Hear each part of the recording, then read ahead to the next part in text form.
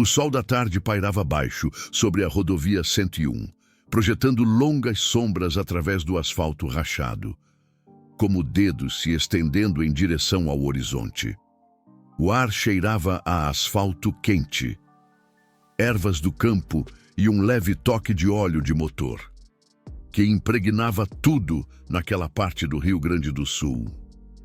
Um vento seco sussurrava através da vegetação rasteira, carregando poeira que se depositava sobre cada superfície, como um fino pó marrom. O posto de gasolina no quilômetro 72 permanecia silencioso, sua placa desbotada em vermelho e branco rangendo com cada rajada. Lá dentro, as luzes fluorescentes zumbiam e piscavam, seu brilho pálido se misturando com a luz dourada do sol que entrava pelas janelas sujas. A máquina de café borbulhava no canto, enchendo a pequena loja de conveniência com um aroma amargo de café requentado. Era o tipo de lugar onde o tempo passava lentamente, onde nada demais acontecia. Até que aconteceu. Antenor Teco Gonçalves estava parado na bomba número 2, suas mãos calejadas, agarrando o bico de gasolina, com a paciência de um homem que viu 68 invernos chegarem e partirem. Seus cabelos grisalhos estavam presos em um rabo de cavalo, e profundas linhas desenhavam histórias em seu rosto bronzeado. Ele usava seu velho colete de couro como uma segunda pele, o emblema dos motociclistas do asfalto desbotado, mas ainda visível nas costas. Teco se movia mais lentamente hoje em dia. Seus joelhos doíam de décadas pilotando, e suas costas carregavam o peso de anos passados sobre 2 rodas. Mas seus olhos, azul acinzentados e afiados como vidro quebrado, ainda mantinham o mesmo fogo que tinham quando ele ajudou a fundar este capítulo 42 anos atrás. Ele estava abastecendo sua Harley Davidson 1978, uma máquina que esteve com ele por mais tempo do que a maioria das pessoas em sua vida. Antes de prosseguirmos, se você acredita em respeito, dignidade e em se levantar contra a injustiça, certifique-se de curtir, comentar, compartilhar e se inscrever neste canal. E nos diga nos comentários de onde você está assistindo, porque histórias como esta nos lembram que as aparências podem enganar e que o karma sempre encontra um jeito de chegar. A viatura da Guarda Municipal parou no posto de gasolina com as luzes piscando. Embora não houvesse emergência, o guarda municipal Vanderlei Souza saiu, ajustando seu cinto e óculos de sol, com a arrogância de um homem que acreditava que sua insígnia o tornava intocável. Ele tinha 26 anos, recém-saído da academia, e ansioso para provar seu valor de maneiras que não tinham nada a ver com proteger e servir. Souza se aproximou de Teco com a mão repousando no coldre. Seu lábio se curvou em um sorriso desdenhoso enquanto ele avaliava o colete do velho, a motocicleta, as tatuagens desbotadas pelo tempo. Ele perguntou em voz alta o que tínhamos ali, chamando-o de mais um velho motoqueiro brincando de ser importante, exigindo ver sua carteira de motorista e os documentos da moto, enquanto se dirigia a ele como vovô, para que todos no estacionamento pudessem ouvir. Teco pegou lentamente sua carteira, seus movimentos cuidadosos e deliberados. Ele entregou seus documentos sem dizer uma palavra. Souza os arrancou de sua mão, mal olhando para os papéis. Ele declarou que pessoas como Teco o enojavam, andando por aí como se fossem donos da estrada, assustando pessoas decentes. Então ele jogou a carteira no chão empoeirado e ordenou que Teco a pegasse. Os outros clientes observavam em silêncio. Uma mãe puxou seus filhos para mais perto. Um casal de idosos desviou o olhar, desconfortável, mas não querendo intervir. Teco se abaixou lentamente, seus joelhos protestando. e recuperou sua carteira da poeira. Ele olhou para o jovem guarda com aqueles olhos azul acinzentados, e algo em seu olhar fez Souza hesitar por um instante. Mas apenas um instante. Souza disse a ele para sumir de sua frente e para dizer à sua ganguezinha de motoqueiros para ficar fora de sua jurisdição. Teco foi embora sem dizer uma palavra, o rugido de sua Harley se perdendo no calor do deserto. Mas o que o guarda municipal Souza não sabia era que entre as testemunhas naquele posto de gasolina estava um detetive aposentado chamado Júlio Azevedo. Um homem que serviu 30 anos na força e sabia exatamente quem era Antenor Teco Gonçalves. Azevedo fez um telefonema, depois outro.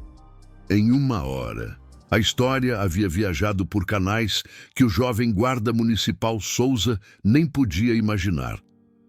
Antenor Gonçalves não era apenas um velho motoqueiro qualquer. Ele era um membro fundador do capítulo do Rio Grande do Sul. Um veterano da Guerra das Malvinas que havia ganho medalhas de bravura. E um homem que havia doado discretamente mais de 3 milhões de reais para instituições de caridade locais nas últimas 2 décadas. Ele havia financiado o projeto social da Polícia Militar por 15 anos. Ele havia pago a cirurgia da filha do próprio delegado quando o plano de saúde se recusou a cobrir. Todo o departamento conhecia Teco. Eles o respeitavam. Alguns deles deviam a ele dívidas que nunca poderiam pagar. Quando o delegado de polícia Roberto Amaral recebeu a ligação, seu rosto empalideceu. Ele pediu à sua secretária para cancelar sua agenda. Entrou em seu veículo particular e dirigiu-se ao posto de gasolina onde o incidente havia ocorrido. Enquanto isso, a notícia também se espalhou por uma rede diferente. 112 motocicletas já estavam se reunindo na sede do capítulo. Seus pilotos furiosos, mas disciplinados, esperando a palavra de Teco sobre como responder. Mas Teco, sempre o homem paciente, simplesmente sentou-se em sua varanda e esperou pelo que ele sabia que estava por vir. 2 horas após o incidente, um sedã preto parou em frente à modesta chácara de Teco. O delegado Amaral saiu, seu uniforme impecável, mas sua expressão pesada de vergonha. Ele caminhou sozinho pelo caminho de cascalho, o chapéu na mão. Teco estava sentado em sua cadeira de balanço na varanda da frente. Um copo de chá gelado suando no calor do Rio Grande do Sul ao seu lado. Ele observou o delegado se aproximar com a mesma calma que havia demonstrado no posto de gasolina. O delegado Amaral começou dirigindo-se a ele formalmente, sua voz embargada de emoção. Ele explicou que havia vindo pessoalmente porque o que aconteceu naquele dia era inaceitável e indesculpável. Aquele guarda não representava o que o departamento defendia. Teco não disse nada. Ele apenas ouviu. O delegado continuou, reconhecendo que Teco havia feito mais pela comunidade do que a maioria das pessoas jamais saberia. Ele havia pago a cirurgia cardíaca da filha do delegado quando eles não tinham mais a quem recorrer. Ele havia apoiado famílias de policiais falecidos. Ele havia dado oportunidades a crianças que não tinham nenhuma. A voz de Amaral embargou quando ele expressou sua profunda e pessoal tristeza por um de seus guardas ter tratado Teco como um criminoso na frente de toda a cidade. Teco finalmente falou, sua voz baixa e firme como um trovão distante. Ele disse que aquele jovem precisava aprender que uma insígnia não faz de alguém um homem. Respeito, sim. O delegado assentiu e prometeu que o guarda seria suspenso, pendente de uma revisão completa, e que ele seria obrigado a concluir um treinamento extensivo sobre relações comunitárias e conduta profissional. Ele deu sua palavra.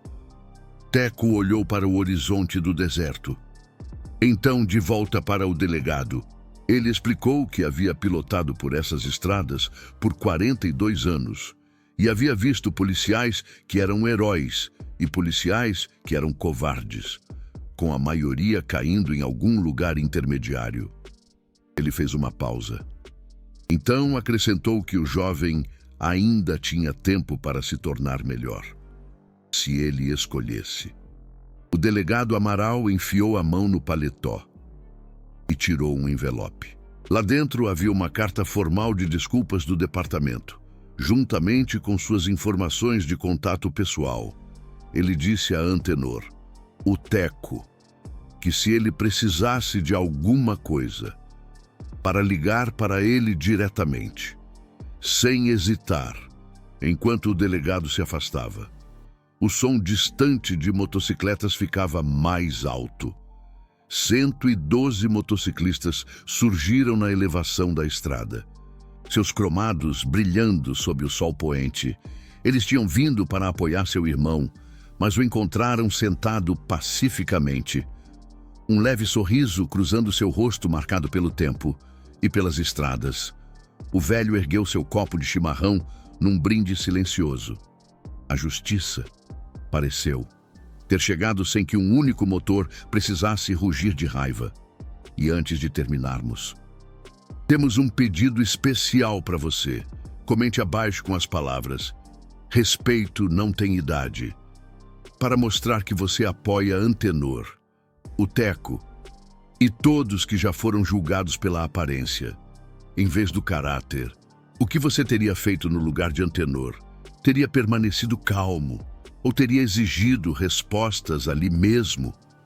Se esta história te emocionou, por favor, curta, compartilhe e se inscreva. Cada clique nos ajuda a trazer mais histórias de dignidade, respeito e karma inesperado para as pessoas ao redor do mundo. Porque, às vezes, as pessoas mais poderosas não são as que gritam mais alto, são as que conquistaram o respeito ao longo de uma vida de ações silenciosas, esperando pacientemente que a verdade fale por si só.